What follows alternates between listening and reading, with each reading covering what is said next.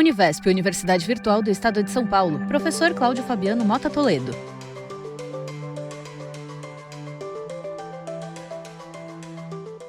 Olá, alunas e alunos do curso de Introdução a Conceitos de Computação. Nesta videoaula eu vou estar falando de arquivos. O professor Cláudio é um homem branco, usa óculos de grau, fones de ouvido e camiseta preta. A tela é dividida entre a apresentação de slides à esquerda e a miniatura do vídeo do professor à direita. No primeiro slide, o nome da disciplina, Introdução a Conceitos de Computação, e o tema da aula, Arquivos. No segundo, o título, Sumário, e os tópicos lidos pelo professor. Vou estar mencionando o que são os sistemas de arquivo, os tipos de arquivo e acessos, a estrutura de diretórios e o escalonamento de disco. Bom, inicialmente vamos deixar claro aqui a divisão entre memória principal e memória secundária. Tá? Então, na memória principal, nós temos os programas ativos e dados que são mantidos enquanto estiverem em uso. Então, é uma memória volátil, ou seja, você desligou, você perde o que está lá. A memória secundária ela é não volátil, então você tem um armazenamento permanente de dados nesse tipo de memória. Tá? O dispositivo de memória secundária mais amplamente utilizado é o disco magnético. Então, isso inclui tanto o conceito dos discos rígidos que temos nos gabinetes dos computadores, quanto os discos portáteis que podem ser movidos facilmente entre computadores. Bom, o arquivo ele é a coleção de dados, a coleção nomeada de dados usada para organizar a memória secundária. Né? O sistema de arquivos ele é a visão lógica do sistema operacional dos arquivos que ele gerencia. Então, é uma maneira lógica do sistema operacional enxergar os arquivos que ele está gerenciando. O diretório ele vai representar um grupo de arquivos com um determinado nome. Então, do ponto de vista do usuário, um arquivo é a menor quantia de dados que pode ser escrita em memória secundária. Organizar tudo em arquivo permite uma visão mais uniforme para esse armazenamento de dados. Slide intitulado Sistema de Arquivos, com as informações explicadas pelo professor e um desenho no canto superior direito.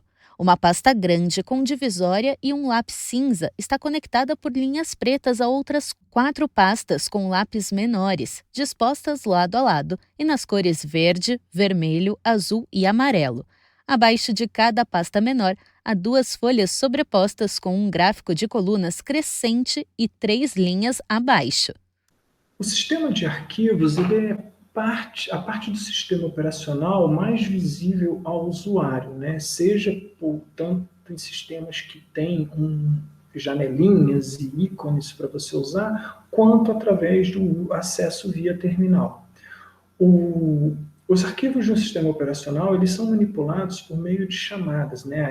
As system calls ao sistema operacional. Nesse caso, a interface entre o processo e o sistema operacional é formado por essas chamadas de sistemas, tá? Que são instruções escritas em linguagem assembly.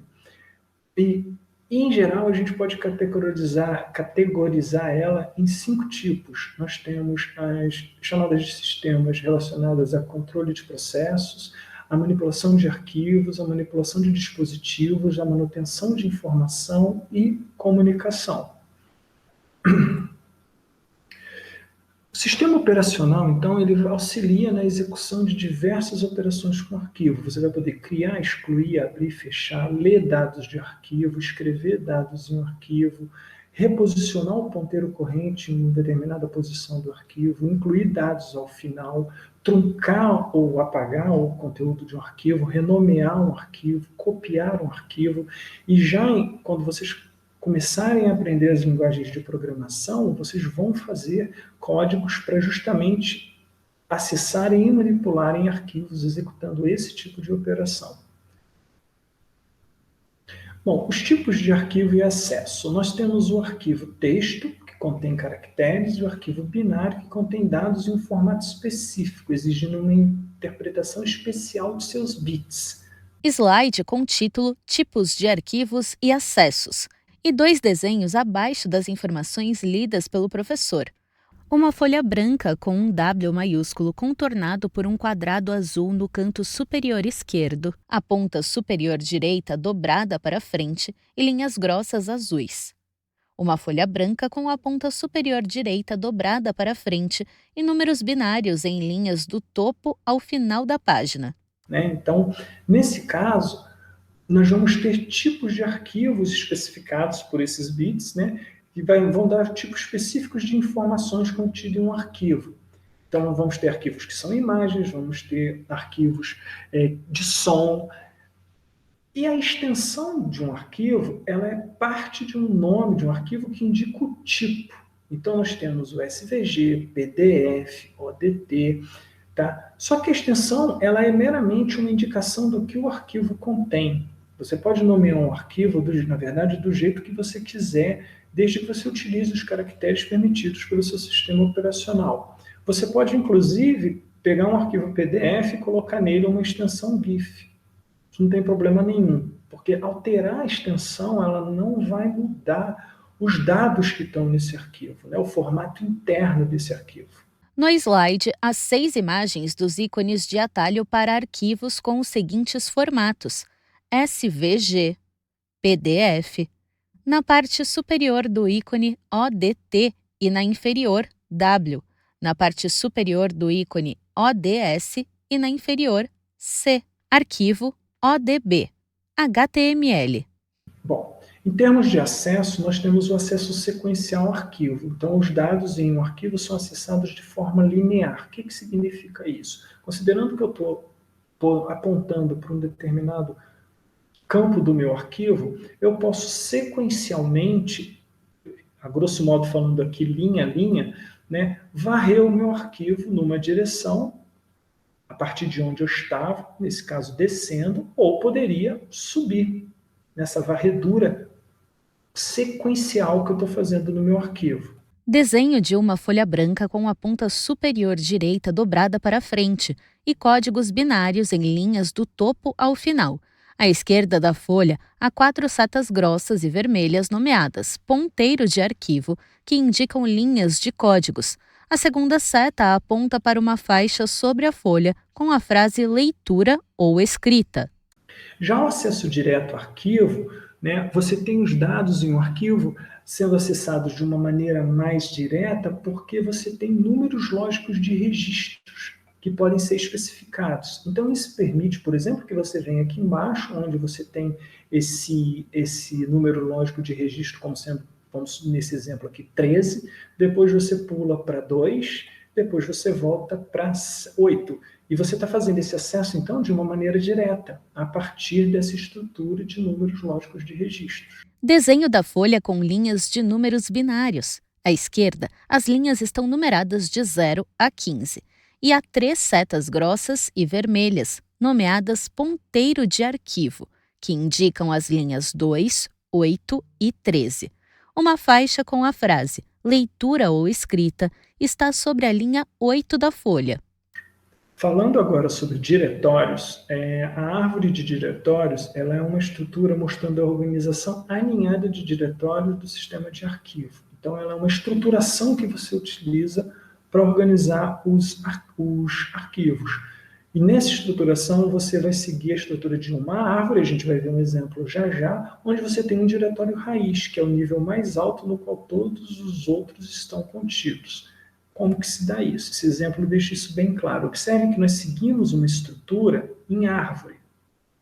Tá? Essa estrutura em árvore, ela tem aqui esse ponto, esse nó raiz, esse diretório raiz. E a partir daqui você tem esses subdiretórios, outros subdiretórios e os arquivos. Observe que, apesar de ser uma estrutura em árvore, nada impede que você tenha, por exemplo, um atalho. Eu tenho aqui uma sequência de arquivos de documentos e eu tenho um atalho desse arquivo aqui que me permite sair daqui e acessar diretamente esse arquivo que está em outro diretório. No slide com o título Diretórios, há um esquema. No topo, há uma pasta. O desenho está circulado em vermelho com o escrito raiz. Abaixo, duas linhas pretas para as laterais e uma linha azul ao centro chegam em 3 pastas. Da pasta à esquerda, duas linhas saem e chegam em 2 pastas. A primeira com uma linha vertical que passa por 3 ícones de atalhos com os seguintes formatos de arquivo: SVG, PDF, na parte superior do ícone ODT e inferior W, ODS na parte superior e C na inferior, ODB, HTML. Na pasta do centro, indicada pela linha azul, há uma linha vertical abaixo com 3 ícones de ODT, simbolizado por um W com linhas ao lado, e um quadrado cinza escrito link abaixo dos ícones. Uma seta vermelha sai de link e aponta para o arquivo ODT à direita. Na pasta da ramificação à direita, há 2 linhas abaixo que chegam a 2 pastas. 3 linhas saem da pasta da esquerda e chegam em 3 pastas novas. Da primeira, uma linha vertical chega ao arquivo ODT apontado pela seta vermelha. Bom, em diretórios temos o conceito de caminho absoluto e relativo. O caminho absoluto, ele inicia na raiz e inclui todos os subdiretórios sucessivos. Trata-se de um caminho único e ele funciona independente do diretório corrente. Então, você está dando um diretório que vem da raiz. Você, dependendo se você está em Unix ou Linux e Windows, você vai ter essa questão da inversão de barra, tá? Principalmente quando você está fazendo o acesso via terminal. Na parte inferior do slide há 2 informações. Linha 1, Unix, em letras maiúsculas, : barra, USR, barra, AST, barra, mailbox, ponto e vírgula. Linha 2, Windows com o W maiúsculo, : barra invertida, USR, barra invertida, AST, barra invertida, mailbox, ponto e vírgula. O caminho relativo, ele considera o diretório corrente. Então, o usuário vai dizer vai estabelecer um diretório como sendo o diretório corrente. E os caminhos não iniciados no diretório raiz passam a ser considerados em relação ao diretório corrente, tá? Na parte inferior do slide, a informação. Linha 1, C maiúsculo, : barra invertida, meus com o M maiúsculo, espaço, documentos com o D maiúsculo, barra invertida, cartas. Linha 2, cancel, mag, com o M maiúsculo, ponto doc. Linha 3, formulários, barra invertida, callstate com o S maiúsculo, ponto doc. Bom, uma outra maneira de você identificar diretório corrente, diretório anterior ao corrente é quando você está em terminais, por exemplo, usando ponto e 2 pontos. 2 pontos. No slide, um ponto é usado para diretório corrente e o ponto para diretório anterior ao corrente. Abaixo, os exemplos. Linha 1, C maiúsculo, : barra invertida, meus com o M maiúsculo, espaço, documentos com o D maiúsculo, barra invertida, cartas. Linha 2, barra invertida, landscape, .jpg. Linha 3, barra invertida, CSC101, barra invertida, proj2.java. Linha 3, barra invertida, barra invertida, Windows em letras maiúsculas, barra invertida, drivers com o D maiúsculo, barra invertida, E maiúsculo, 55, I maiúsculo, C maiúsculo, ponto, I maiúsculo, C maiúsculo, M maiúsculo. Linha 4, barra invertida, barra invertida, arquivos com o A maiúsculo de programas com o P maiúsculo, barra invertida, Win com o W maiúsculo, zip com o Z maiúsculo. Bom, vamos falar agora de escalonamento de disco. No caso de disco, o mais importante dispositivo de hardware usado como memória secundária, como eu já falei, é a unidade de disco magnético. Então, você tem sistemas de arquivos armazenados nessas unidades que devem ser acessados de uma forma eficiente.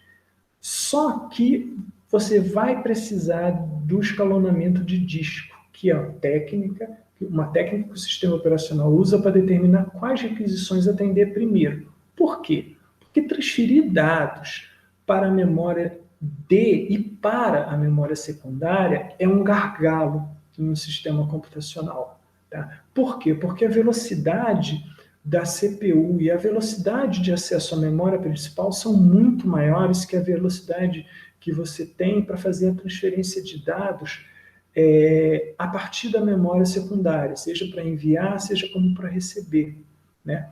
Que é o caso do disco magnético.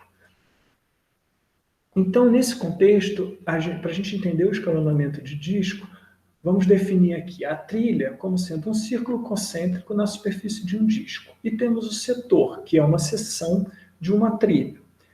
Além disso, temos o bloco, que seria a informação armazenada em um setor. Então, nós estamos procurando essa informação. Slide com o título Escalonamento de disco e os tópicos lidos. À direita, um desenho. Disco com 5 divisões concêntricas, partido em 8 pedaços iguais como uma pizza. Em 3 partes alternadas, há 3 setas que apontam para trilha, espaço entre uma divisão circular e outra. Setor, semelhante a uma fatia de pizza. Bloco, pedaço de uma trilha dentro de um setor. Fonte, Neil Dale e John Lewis, Ciência da Computação. Bom, para isso, para você fazer essa busca, você vai ter um tempo de busca. Um tempo para que a cabeça de leitura e gravação esteja posicionada sobre a trilha especificada. E aí temos também a ideia de latência, que vai ser o tempo para que o setor especificado esteja em posição sobre a cabeça de leitura e gravação. O que isso vai fazer? Isso vai fazer com que você tenha um conceito de tempo de acesso, que é o tempo para que um bloco comece a ser lido. Esse tempo ele vai ser definido pela soma de tempo de busca, do tempo de busca e do tempo de latência. Slide com os tópicos explicados e um desenho. Segmento de 3 discos, um abaixo do outro, com um eixo vertical que passa pelo centro. Uma linha pontilhada nomeada cilindro passa por uma circunferência em cada disco, nas quais se conectam cabeças de leitura, barra, gravação, semelhantes às pinças retangulares presas a um braço vertical à esquerda dos discos. Na parte inferior, uma seta ao redor do eixo vertical sinaliza giro no sentido anti-horário. Fonte, Neil Dale e John Lewis, Ciência da Computação. O desenho se repete nos próximos slides. Dessa forma, nós ainda precisamos considerar que temos esse tempo e, uma vez lá, temos a taxa de transferência, que é a taxa na qual dados se movem de disco para memória. Tá? O cilindro, nesse contexto, ele é o conjunto de trilhas concêntricas em todas as superfícies.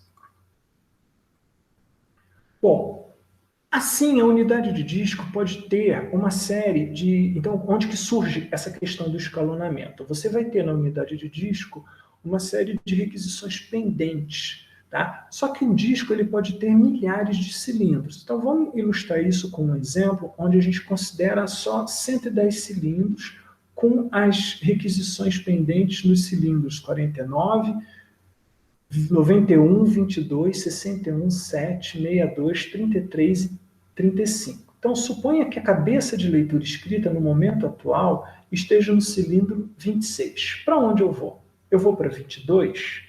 Eu vou para 61? Eu vou para 33? Para onde que eu vou?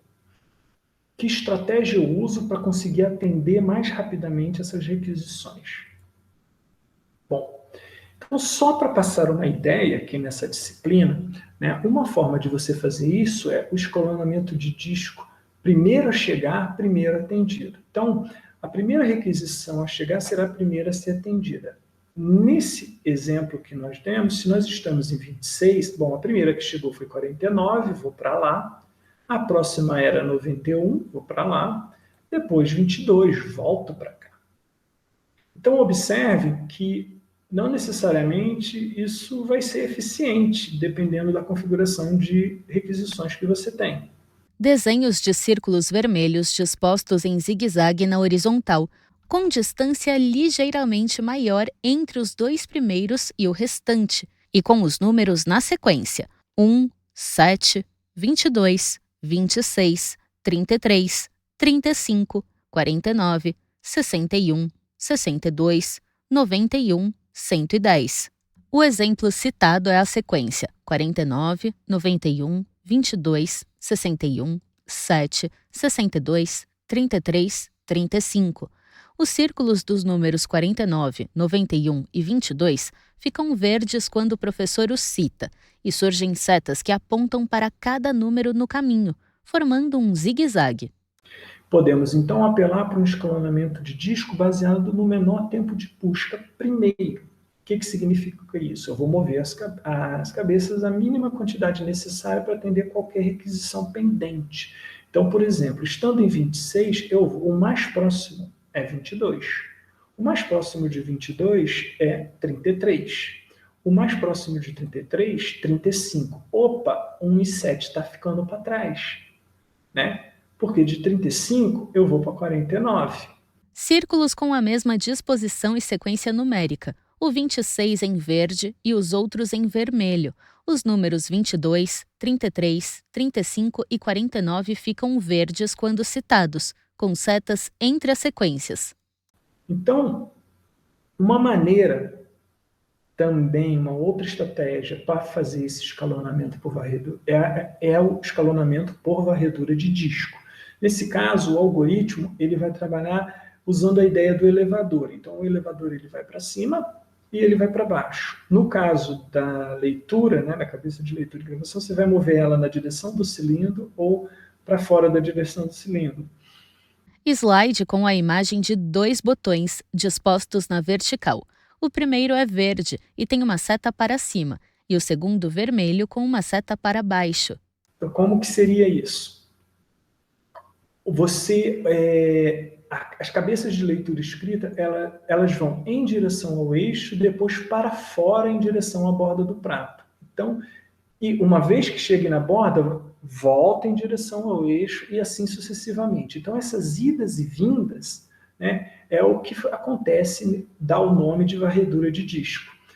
Então, no exemplo, se a gente estava em 26 e assumindo, né, que essa dinâmica de ida e vinda está no passo em que ele estaria indo em direção, a varredura estaria acontecendo em direção aos menores valores, então eu iria de 26 para 22, de 22 para 7, de 7 para 1, depois voltaria para 33, de 33 para 35 e assim sucessivamente. Círculos dispostos em zigue-zague com a sequência numérica 1, 7, 22, 26, 33, 35, 49, 61, 62, 91, 110. O 26 está em verde e os outros em vermelho. Os números 22, 7, 1, 33 e 35 ficam verdes quando citados, com setas que indicam o caminho percorrido. Bom, com isso, então, nós tivemos uma noção, né, da ideia de como o sistema operacional lida com o arquivo, através da noção de sistemas de arquivo, e como que a gente faz, inclusive, os processos relacionados a isso quando a gente precisa buscar informação em memória secundária. Então, vimos alguns métodos de escalonamento em disco, tá? E com isso nós fechamos essa parte de sistema operacional. Espero que vocês tenham aproveitado. Univasptv.com.br